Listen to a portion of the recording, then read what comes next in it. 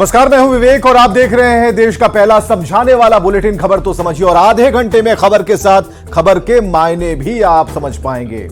आज सबसे पहले बात करेंगे बिहार में कोर्ट की सुरक्षा में हुई सबसे बड़ी चूक की जो खबर है, एक एक कर हम स्क्रीन पर रखने जा रहे हैं। पहली खबर क्या होने वाली है, तो पहली खबर जो होगी उस चूक के बारे में जिस पर राजनीति गर्म है। और लेकिन उससे पहले कोर्ट परिसर में जिस तरीके से हमला हुआ, कब कब हमला हुआ ये हम आपको बताएंगे। कोर्ट परिसर में ये सारी जानकारी देंगे।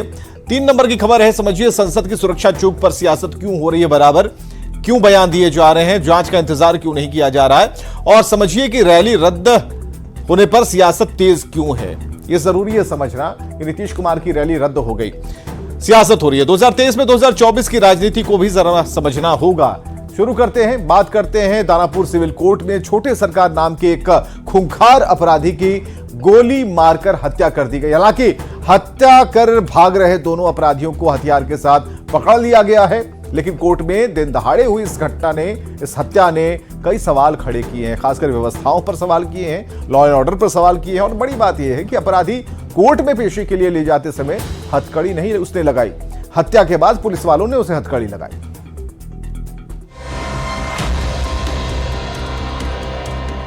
हैरान कर देगी ये तस्वीर।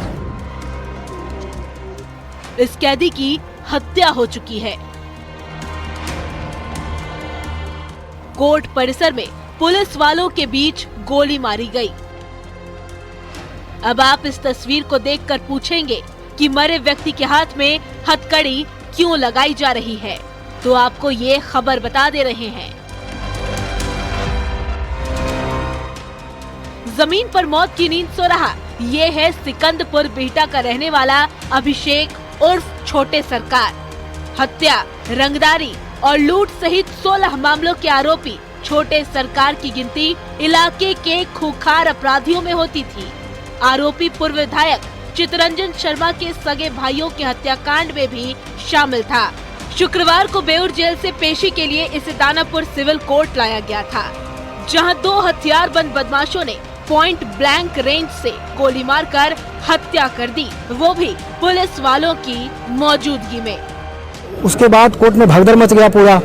2 व्यक्ति अभी जस्ट हिरासत में उस समय लिए गए, एकदम टीनेजर होंगे। घटना के बाद मौके पर अफरा तफरी मच गई, लोग इधर उधर भागने लगे, लेकिन इसी क्रम में दोनों अपराधियों को पकड़ लिया गया।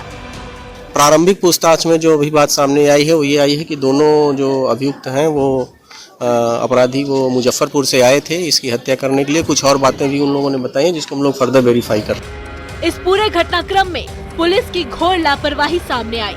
पुलिस वाले बिना हथकड़ी लगाए ही छोटे सरकार जैसे खूंखार कैदी को कोर्ट लाए थे, और जब गोली मार दी गई तब लापरवाही छिपाने के लिए उसके हाथों में हथकड़ी लगाई गई। वकील साहब एक बोल रहे हैं कि हथकड़ी उसके हाथों में नहीं था, सब कुछ लगा हुआ था। वो झूठ बोलता है, आदमी झूठ बोलने का सब कुछ। हथकड़ी आप लोग नहीं लगाए थे क्या? सब कुछ लगा है। कोर्ट में आने वाले वकीलों और आसपास के लोगों का कहना है कि यहाँ कोई सुरक्षित नहीं है। हाँ, बाहरी आदमी मिलते रहते, कुछ देते रहता, खिलाते रहता, पुलिस कुछ रोकता नहीं है। इसलिए यहाँ पर असुरक्षित है कहिए टोटली। कोर्ट में हुई हत्या के बाद बिहार की सुरक्षा व्यवस्था पर गंभीर सवाल खड़े हो रहे हैं। सवाल ये है कि क्या बिहार की कोर्ट अब सुरक्षित नहीं है? क्या कानून का डर खत्म हो चुका है? अगर नहीं तो बदमाशों ने कैसे कोर्ट परिसर में वारदात को अंजाम दिया? न्यूज़ 18 के लिए पटना से संजय कुमार और दानापुर से अमरजीत की रिपोर्ट।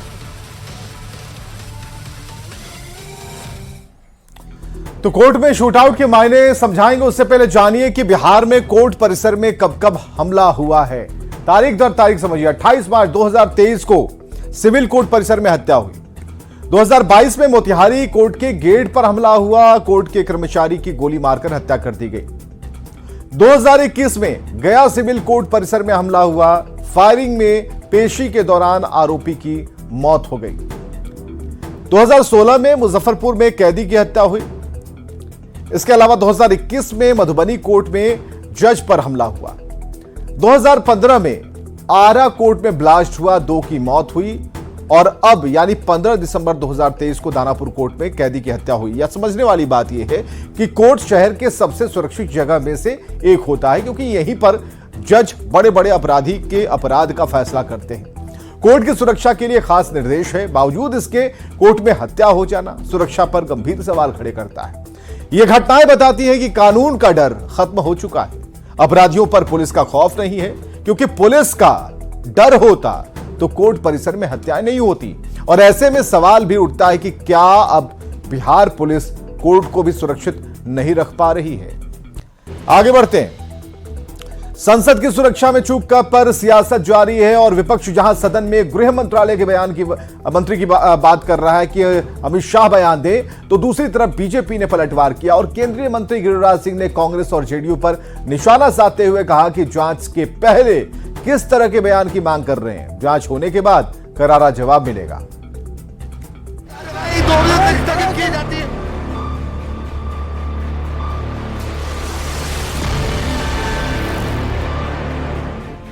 गृह मंत्री को आके बयान देना चाहिए, गृह मंत्री सदन के सदस्य है। जवाब जांच के बाद अमित शाह करारा जवाब देगा, करारा ठोक कर।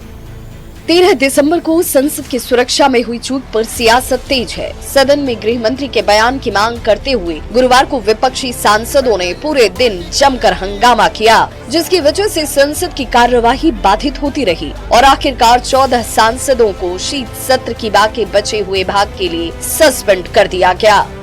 वो तो सरकार की अपनी नाकामी को छिपाने के लिए विपक्ष को भयक्रांत करना चाहते हैं, विपक्ष में भय पैदा करना चाहते हैं। भय पैदा करने से शासन नहीं होता है। विपक्ष की सांसद अगर मांग कर रहे थे कि इस देश के गृह मंत्री कल जो सुरक्षा में चूक हुई उसको लेकर अगर बयान दे, तो क्या इसमें गुनाह? गृह मंत्री को आके बयान देना चाहिए। संसद की सुरक्षा में सेंध लगाने वालों को लेकर तरह तरह के बयान सामने आ रहे हैं। सबसे वीआईपी सिक्योरिटी टाइट जहां रहती है, हाई टेक्नोलॉजी से लेकर के सब कुछ होने के बावजूद भी अगर ये हुआ है तो कहीं ना कहीं से मामला बहुत ही गंभीर है। विपक्ष के नेता आरोपियों के अपराध को जनता का गुस्सा बता रहे हैं, तो सत्ता पक्ष को इसमें विपक्ष की साजिश नजर आ रही है। बीजेपी सांसद और केंद्रीय ग्रामीण विकास मंत्री गिरिराज सिंह ने कांग्रेस और जेडीयू के बयान पर हमला बोला है। गिरिराज सिंह ने कहा कि पूरे मामले की जांच जारी है, परत दर परत पर्दा हटेगा और बहुत लोग बेनकाब हो जाएंगे, तब गृह मंत्री अमित शाह संसद में करारा जवाब देंगे। ये विपक्ष इसका राजनीतिकरण कर रहा है। क्या बिना जांच का कोई जवाब होता है? जवाब जांच के बाद अमित शाह करारा जवाब देगा, करारा ठोक करके। परत दर परत खुलेगा। इसी ढंग से ये लोग किसान आंदोलन में करते थे और जब जवाब निकला तो टूल किट कहीं विदेश से जुड़ा हो। बता दें कि संसद पर हुए हमले के बरसी के ही दिन यानी कि 13 दिसंबर को कुछ लोगों ने संसद की सुरक्षा में सेंधमारी की। सागर और मनोरंजन नाम के 2 लड़कों ने लोकसभा के अंदर बवाल किया और कलर स्मोक स्प्रे किया, वो भी तब जबकि लोकसभा की कार्यवाही चल रही थी। इसके अलावा नीलम देवी और अमोल शिंदे नाम के शख्स ने संसद भवन के बाहर प्रदर्शन किया। इसमें इन चारों सहित इस पूरी घटना का मास्टरमाइंड माने जाने वाले ललित झा की भी गिरफ्तारी की जा चुकी है। यही नहीं, पूरे मामले की जांच भी कराई जा रही है। साथ ही लापरवाही बरतने वाले संसद के 8 कर्मचारियों को निलंबित भी कर दिया गया है। यानी बहुत ही तेजी से कार्रवाई की जा रही है। अब सवाल है कि जब इतनी तेजी से कार्रवाई हो रही है, फिर संसद की सुरक्षा चूक पर सियासत क्यों? न्यूज़ 18 के लिए पटना से शैलेंद्र के साथ ब्यूरो रिपोर्ट। तो समझिए कि संसद की सुरक्षा चूक पर सियासत क्यों हो रही है। हाल में हुए विधानसभा चुनाव में बीजेपी को बम्पर जीत मिली और जीत के बाद राजनीति में बीजेपी विपक्ष पर भारी है। और इस बीच सुप्रीम कोर्ट ने जम्मू कश्मीर से 370 हटाने के फैसले को सही ठहराया और फैसले पर सुप्रीम मुहर लगने के बाद मोदी सरकार फ्रंट फुट पर थी। और इस बीच 13 दिसंबर को संसद की सुरक्षा में चूक हो गई। 2 लोग संसद भवन के अंदर घुसने में कामयाब रहे। हालांकि इस मामले में लगातार कार्रवाई की जा रही है, लेकिन विपक्ष हंगामा और सियासत कर रहा है। समझने वाली बात यह है कि इस घटना ने विपक्ष को सवाल उठाने का मौका दे दिया। विपक्ष को लग रहा है कि इस मुद्दे को भुनाया जा सकता है और इस मामले के सहारे राजनीतिक बढ़त बनाई जा सकती है। बीजेपी का आरोप है कि इसी वजह से कार्रवाई के बावजूद विपक्ष सियासत कर रहा है। आगे बढ़ते हैं। बिहार के मुख्यमंत्री नीतीश कुमार की वाराणसी में होने वाली रैली के रद्द होने के बाद से सियासत तेज है। जेडीयू नेताओं का आरोप है कि जगह न मिलने के कारण रैली रद्द करनी पड़ी। वहीं बीजेपी के नेता बार बार यह कह रहे हैं कि रैली में भीड़ नहीं जुट रही थी, इसलिए कार्यक्रम को रद्द कर दिया गया। जनता पार्टी के लोग डर गए हैं, जो आप जानते हैं। चले हैं घोड़ा के साथ साथ बैंग भी नाल ठुकाने के लिए। सारी अरेंजमेंट हो गया था, जनता का उत्साह था। बीजेपी का एक षड्यंत्र। इनको आदमी तो बनारस में जुटता नहीं, इसीलिए रैली को रद्द किया। 24 दिसंबर को यूपी के वाराणसी में होने वाली सीएम नीतीश की रैली के रद्द होने के बाद बिहार के सियासी गलियारे में कुछ सवाल बहुत तेजी से तैर रहे हैं। सवाल यह है, क्यों रद्द हुई नीतीश की रैली? क्या वाराणसी जाने से नीतीश को रोका जा रहा है? रैली रद्द होने के बाद से जेडीयू के नेता बार बार यह आरोप लगा रहे हैं कि सरकार के दबाव में जेडीयू को रैली करने की इजाजत नहीं दी गई। भारतीय जनता पार्टी के लोग डर गए हैं, जो आप जानते हैं कि रैली का सारा प्रोग्राम कर चुके थे। सारी अरेंजमेंट हो गया था, जनता का उत्साह था। बीजेपी का एक षड्यंत्र, जो देश के नेता हैं उनका एक षड्यंत्र था, वहां पर रोक दिया गया जहां पे हम लोग का प्रोग्राम था। जेडीयू के दावे पर केंद्रीय मंत्री गिरिराज सिंह ने जबरदस्त पलटवार किया। गिरिराज सिंह का कहना है कि रैली में भीड़ नहीं जुट रही थी, इसलिए कार्यक्रम को रद्द करना पड़ा। एक गांव की कहावत है, रोने का मन हुआ आंख में गड़ा खुट्टी। इनको आदमी तो बनारस में जुटता नहीं, इसीलिए रैली को रद्द किया। और क्या कारण है? चले हैं घोड़ा के साथ साथ बैंग भी नाल ठुकाने के लिए। वहीं बीजेपी के नेता और बिहार के पूर्व उप मुख्यमंत्री तारकिशोर प्रसाद का कहना है कि रैली को लेकर बीजेपी पर आरोप लगाना जेडीयू की चोचलेबाजी है। देखिए, ये जनता यूनाइटेड की चोचलेबाजी है। जो दल अपने बिहार में अपने बूते न सरकार बना पाई, और इधर के दिनों में इनकी क्या स्थिति है इंडी अलायंस में, ये सबको पता है। आपको बताएं कि वाराणसी देश की सबसे हाई प्रोफाइल सीट ही नहीं बल्कि बीजेपी का गढ़ भी है। 2014 में नरेंद्र मोदी वाराणसी सीट से मैदान में उतरे। नरेंद्र मोदी ने एक तरफा मुकाबला जीता। 2019 में फिर नरेंद्र मोदी मैदान में उतरे और फिर नरेंद्र मोदी को भारी जीत मिली। अगली बार फिर मोदी के उतरने की तैयारी है। अब बीजेपी के गढ़ यानी मोदी के लोकसभा क्षेत्र में अगर विपक्ष को एकजुट करने की मुहिम चलाने वाला नेता रैली करे तो सियासी हलचल लाजमी है। वैसे रैली क्यों रद्द की गई, ये तो वाराणसी प्रशासन या फिर जेडीयू के नेता ही बता पाएंगे। Bureau report, news 18। तो समझिए कि रैली रद्द हुई और सियासत तेज क्यों हो गई। वाराणसी देश के पीएम मोदी की लोकसभा सीट है और वाराणसी देश की सबसे हाई प्रोफाइल लोकसभा सीट है। वाराणसी में कुछ भी होना चर्चा का विषय बन जाता और नीतीश की रैली प्रस्तावित हुई तो चर्चा तेज हो गई। अब जबकि रैली रद्द हो गई है तो फिर से चर्चा हो रही है। जेडीयू के नेता कह रहे हैं कि बीजेपी की सरकार रैली होने नहीं दे रही और बीजेपी के नेता कह रहे हैं कि भीड़ न जुटने की वजह से रैली को टाल दिया गया। कहा जा सकता है कि रैली रद्द होने की वजह चाहे जो भी हो, सियासत खूब हो रही है। चलिए आगे बढ़ते हैं। भजनलाल शर्मा राजस्थान के नए मुख्यमंत्री बन गए। वहीं दिया कुमारी और प्रेमचंद बैरवा ने उप मुख्यमंत्री पद की शपथ ली। राजस्थान की नई सरकार के शपथ ग्रहण समारोह में प्रधानमंत्री नरेंद्र मोदी समेत कई राज्यों के मुख्यमंत्री और बीजेपी के बड़े नेता मौजूद रहे।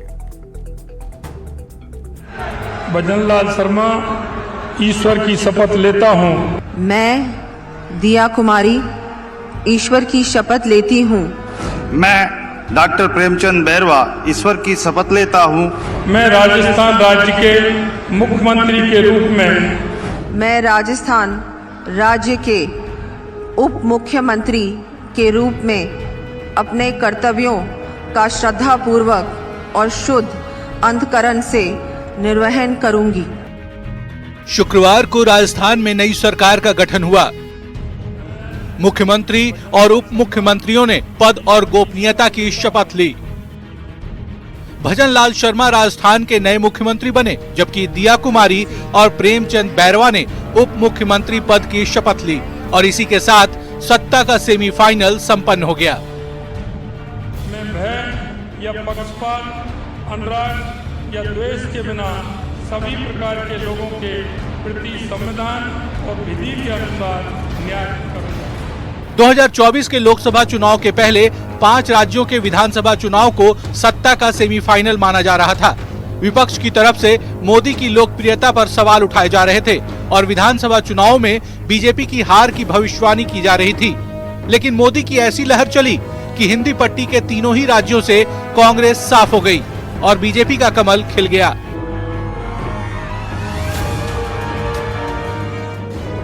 विधानसभा चुनाव में हार के बाद अब विपक्ष का कहना है कि विधानसभा चुनाव के नतीजों का लोकसभा चुनाव के नतीजों पर कोई असर नहीं पड़ेगा। लेकिन ये समझना जरूरी है कि ये मोदी और अमित शाह की बीजेपी है, जिनकी रणनीति को समझना मुश्किल ही नहीं बल्कि नामुमकिन है।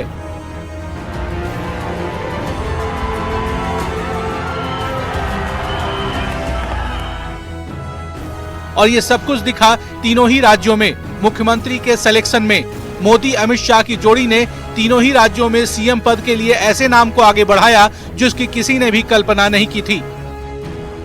छत्तीसगढ़ में विष्णुदेव साय के रूप में पहली बार किसी आदिवासी को मुख्यमंत्री बनाकर छत्तीसगढ़ ही नहीं बल्कि झारखंड और ओडिशा के आदिवासी समाज को मैसेज दे दिया। इसी के साथ ब्राह्मण समाज से आने वाले विजय शर्मा और ओबीसी समाज के अरुण साव को उप मुख्यमंत्री बनाकर राज्य में सोशल इंजीनियरिंग का नया फॉर्मूला सेट कर दिया। इससे भी 2 कदम आगे बढ़ते हुए बीजेपी ने मध्य प्रदेश की कमान ओबीसी समाज के मोहन यादव को दे दी और इसके जरिए बिहार और यूपी के यादवों को ये मैसेज भी कि वो सिर्फ 2 परिवारों के गुलाम नहीं है।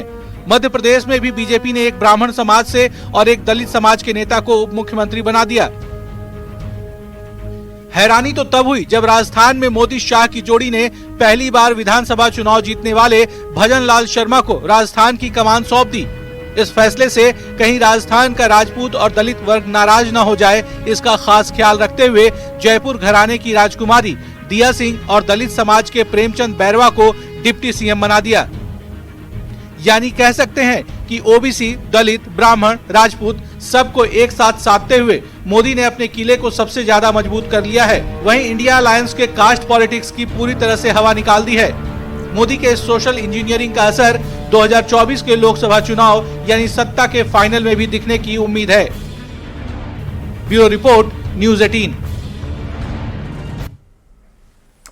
2023 में 2024 की राजनीति को समझिएगा। विधानसभा चुनाव को सत्ता का सेमीफाइनल कहा जा रहा था और बीजेपी ने सेमीफाइनल तो जीत लिया। इस जीत के साथ ही बीजेपी सत्ता के फाइनल यानी कि लोकसभा की रणनीति में जुट गई और उसी रणनीति के तहत तीनों ही राज्यों में मुख्यमंत्री का चुनाव किया गया। समझना यह है कि विपक्ष लगातार जाति की राजनीति कर रहा है और जातीय गणना को मुद्दा बनाने की तैयारी भी थी। बिहार में हुए जातीय गणना के आंकड़ों के सहारे पिछड़े वर्ग की सियासत होनी थी और एक बार फिर आरक्षण के जरिए सत्ता में आने की तैयारी थी, लेकिन बीजेपी ने उस जातीय समीकरण को पहले ही साध दिया। छत्तीसगढ़ में आदिवासी समाज के नेता को मुख्यमंत्री बनाया, यादव जाति के नेता को मध्य प्रदेश की कमान दे दी, राजस्थान में ब्राह्मण जाति का सीएम बनाकर अपर कास्ट को भी साध लिया है। चलिए अब देखते हैं